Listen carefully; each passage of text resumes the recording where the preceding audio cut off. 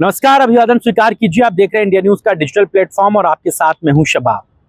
Balochistan liberation army यानी कि BLA ने पाकिस्तान के कई जिलों में 7 कोऑर्डिनेट हमलों की जिम्मेदारी ली है। बीएलए ने कहा है कि ये हमले ऑपरेशन हेरोफ 2.0 नाम के कैंपेन का हिस्सा थे, जिनमें 58 जगहों पर कुल 78 कार्रवाइयां की गई हैं।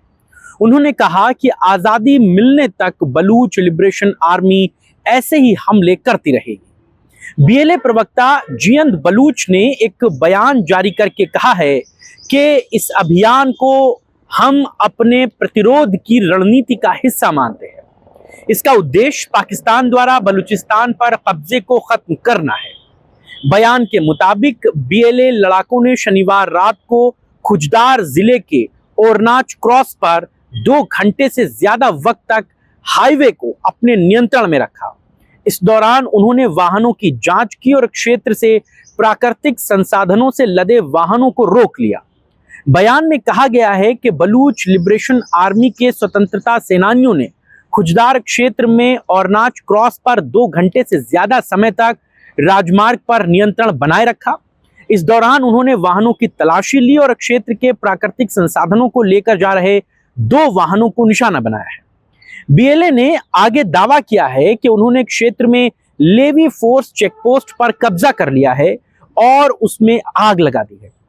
उन्होंने रविवार रात को कहा कि उन्होंने पंचगुर के नौकाबाद में एक सैन्य चौकी पर हमला करने का दावा भी किया है। जियन बलूच ने कहा है कि बीएलए के स्वतंत्रता सेनानियों ने रविवार रात पंचगुर के नौकाबाद में पाकिस्तानी सेना की एक चौकी को भी निशाना बनाया। सेनानियों ने स्वचालित हथियारों से सेना पर हमला किया, जबकि रॉकेट लॉन्चर और ग्रेनेड लॉन्चर का इस्तेमाल करके दुश्मन यानी कि पाकिस्तानी सेना पर कई गोले दागे गए। हमला 25 मिनट से ज्यादा वक्त तक चला, जिस दौरान कम से कम 2 सैन्य कर्मियों की मौत की भी सूचना है और 5 के घायल होने की बात कही जा रही है। बीएलए ने यह भी दावा किया है कि उन्होंने पैरूम जैन क्षेत्र में भी सेना द्वारा लगाए गए निगरानी कैमरे भी जब्त कर लिए हैं।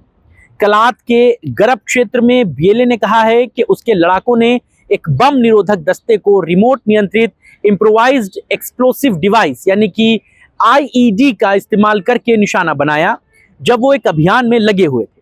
प्रवक्ता ने कहा कि हमले में 2 दुश्मन सैनिक मारे गए।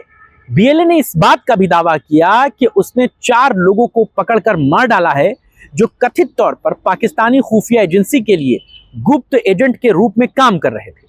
बीएलए ने दावा किया कि इन व्यक्तियों को पहली बार 9 मई को अहमदवाल क्षेत्र में एक चौकी पर गिरफ्तार किया गया था और उसके बाद में उन्होंने कबूल किया था कि वो मुखबिर के रूप में काम कर रहे थे। हालांकि पाकिस्तान के लिए इस समय दोहरी चुनौती है। एक तरफ भारत से लगातार उसे मोर्चा लेना पड़ रहा है, तो दूसरी तरफ बलूच भी उसके खिलाफ अपनी मुहिम जारी रखे हुए हैं। इस खबर और इस चर्चा में बस इतना है।